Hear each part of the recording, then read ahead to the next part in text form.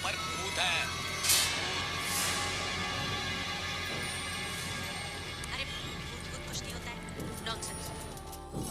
ये जो लोग कहते हैं ना कि भूत वूत कुछ नहीं होते, ये लोग झूठ बोलते हैं। आज हम इस वीडियो में कुछ ऐसी रियल हॉरर मूवीज़ की स्टोरी के बारे में बात करेंगे जिससे यह तो साफ साफ पता चलता है कि भूत होते हैं। वो हमें किसी न किसी तरीके से यह बताते रहते हैं कि वो आज भी जिंदा हैं, उनका अस्तित्व आज भी है। Don't forget us. हमारी इस हॉरर मूवीज़ की सीरीज पर नंबर 1 पर है the exorcism of Emily Rose. 2005 में रिलीज हुई the exorcism of Emily Rose. यह फिल्म जर्मनी की एक लड़की एनालिस मिशेल की असल जिंदगी पर बनी थी। इस लड़की को लेकर कई पादरियों ने दावा किया था कि उसके शरीर पर आत्माओं का कब्जा है और इस चक्कर में लड़की की जान तक चली गई थी। The exorcism of Emily Rose, इस मूवी में मेन कैरेक्टर का रोल जेनिफर कारपेंटर ने प्ले किया था। जब इस मूवी के रिलीज होने के बाद जेनिफर कारपेंटर का इंटरव्यू लिया गया तो उन्होंने अपने एक इंटरव्यू में बताया कि जब वो शूटिंग के बाद सोने के लिए अपने कमरे में जाती थी तो उनके बेड के साइड में रखा रेडियो अपने आप चलने लगता था और वो सोचती थी कि शायद कोई टेक्निकल प्रॉब्लम से या गलती से सिग्नल पकड़ने के कारण ऐसा हुआ होगा।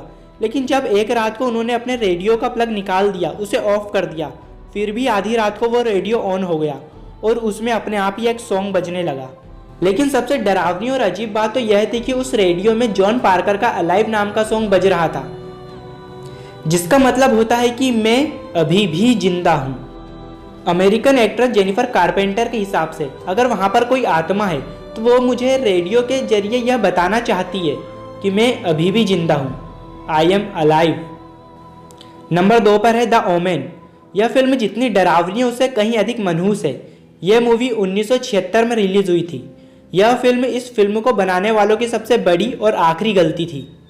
जब इस मूवी की शूटिंग शुरू की गई तो इस मूवी के एक्टर गैगरी पेक के बेटे ने सुसाइड कर ली। इस फिल्म के साथ एक अजीब वाकया भी जुड़ा हुआ है। इस फिल्म के डायरेक्टर रिचर्ड डोनर और स्क्रिप्ट राइटर डेविड सेल्जर ने अलग अलग जगह से यूके के लिए फ्लाइट ली थी, लेकिन दोनों के प्लेन पर एक ही समय पर बिजली गिरी और दोनों का प्लेन क्रैश हो गया। इस हादसे में दोनों की मौत हो गई। जिस होटल में इस फिल्म के प्रोड्यूसर हार्वे बर्नहार्ड रुके हुए थे उस होटल में बम ब्लास्ट हो गया और उनकी भी मौत हो गई। इस फिल्म के कास्ट और क्रू मेंबर जिस होटल में जा रहे थे उस होटल में भी बम ब्लास्ट हो गया, लेकिन उनकी किस्मत अच्छी थी, वो बच गए। लेकिन कुछ दिनों बाद रोड एक्सीडेंट में सारे क्रू मेंबर मारे गए। इस फिल्म के को डायरेक्टर गिलबर्ट टेलर ने कुछ एरियल फुटेज शूट करने के लिए एक प्राइवेट प्लेन बुक करना चाहा, लेकिन उस दिन कंपनी के सारे प्लेन बुक थे। अजीब बात तो यह थी कि डायरेक्टर ने जिस प्लेन को बुक करना चाहा था वो प्लेन क्रैश हो गया। और इससे भी अजीब बात यह थी कि जब प्लेन क्रैश होकर जिस कार पर गिरा उस कार में प्लेन के ही ड्राइवर की फैमिली जा रही थी। इस हादसे में पायलट और उसकी फैमिली दोनों की मौत हो गई।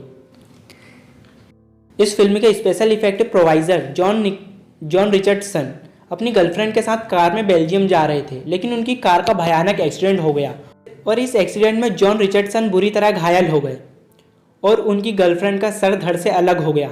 लेकिन सबसे हैरान करने वाली बात तो यह है कि इसी तरह का सीन उनकी मूवी में भी था, जिसमें एक्सीडेंट के दौरान सर धड़ से अलग हो जाता है।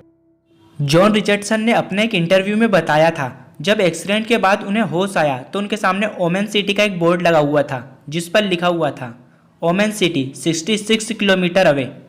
इस फिल्म के कुछ सीन्स वाइल्ड लाइफ सेंचुरी में भी शूट किए गए हैं, लेकिन जिस फॉरेस्ट ऑफिसर ने इन्हें वाइल्ड लाइफ सेंचुरी में शूटिंग करने की परमिशन दी थी उसको उसी के पालतू शेर ने हमला करके मार दिया।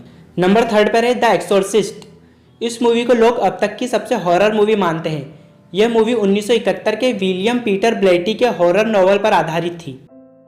जब यह मूवी बन रही थी तो बहुत सी ऐसी घटनाएं घटित हुई जिससे ऐसा लग रहा था कि कोई शैतानी ताकत नहीं चाहती कि यह फिल्म बने।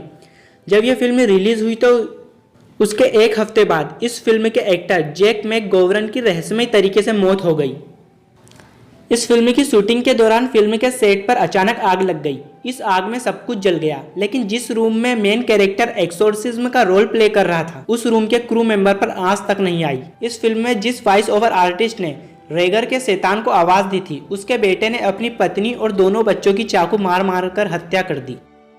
जब ये मूवी रिलीज हुई और इसका ट्रेलर सिनेमा हॉल में दिखाया गया तो इसका ट्रेलर देखने के बाद लोगों के सिर में दर्द होने लगा, उन्हें हेडेक होने लगा, उन्हें अजीब अजीब सी आवाज़ें सुनाई देती थी।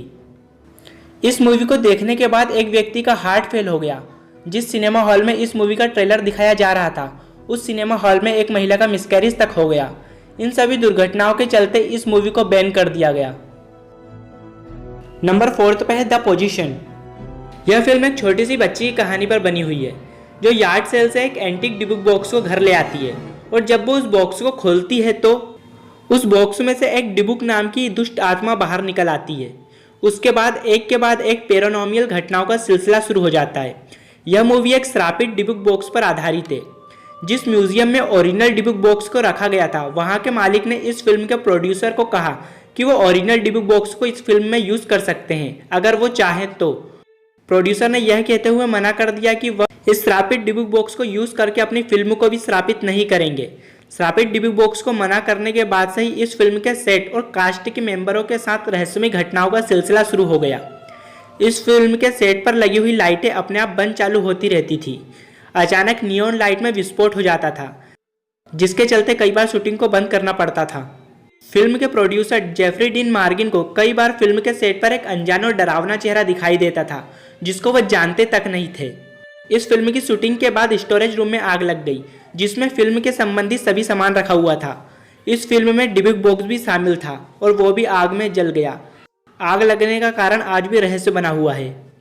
दोस्तों, भूत होते हैं या नहीं होते हैं, यह आपके ऊपर डिपेंड करता है। आप मानते हो कि भूत नहीं है तो नहीं है। अगर आप मानते हो भूत है तो वह सच में है। अगर आपको इस तरह की वीडियो अच्छी लगती हैं तो आप मेरे चैनल को सब्सक्राइब कीजिए, लाइक और सब्सक्राइब कीजिए।